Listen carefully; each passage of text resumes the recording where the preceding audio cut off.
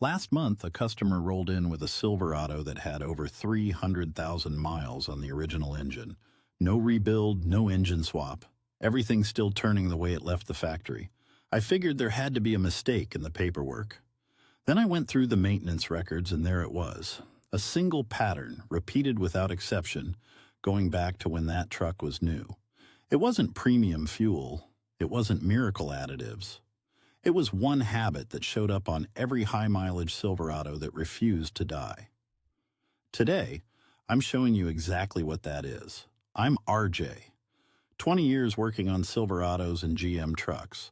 I've pulled engines, replaced lifters, diagnosed AFM failures, and gone through more maintenance records than I can count. What I'm about to show you are 6 steps. The exact maintenance pattern that separates the trucks crossing 300,000 miles from the ones coming in at 150,000 needing a short block. These are not opinions. They're documented behaviors I've seen repeated on every high-mileage Silverado that walked into my bay still healthy. Step 1 starts right now. The GM oil life system was developed in 1988. It's not a chemical sensor, it's an algorithm. GM's own engineers used the word estimate 11 times in the original SAE paper. The monitor doesn't know you towed a trailer through August heat, sat idling at a job site, or ran short winter warm-ups that never fully warmed the engine. The 2024 Silverado Owner's Manual lists Schedule B, severe duty, calling for changes every 3,000 to 5,000 miles. Severe duty means towing, idling, extreme temps, short trips. That describes most working Silverados. At 5,000-mile intervals, you're spending roughly $80 extra per change. An AFM lifter replacement runs $2,500 to $4,500. A fixed mileage interval is the foundation everything else is built on. If this already surprised you, hit that like button right now, because what's coming in the next steps is even more serious. And if you own a Silverado or know someone who does, subscribe to the channel.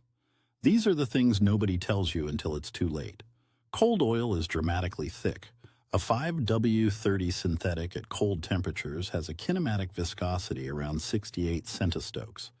At operating temperature, that drops to about 11, 6 to 8 times thicker when cold. Drain a cold engine and that oil clings to the walls, sits in the galleries, stays behind in the passages. Research in tribology. Transactions measured this directly. Cold drains leave 8 to 12% of total oil volume adhered to surfaces. A warm drain cuts that to 3 to 5%. On the Silverado 5.3L with AFM, that contaminated residual circulates through the lifter collapse mechanisms, documented in GM's own technical service bulletins. The fix costs nothing. Drive 10 to 15 minutes at highway speed, then drain immediately with heat-rated gloves. What comes out of a warm engine versus a cold one is visibly different. That difference compounds over time. The 5.3L Ecotech 3 AFM solenoids have internal passages as small as ½ millimeter.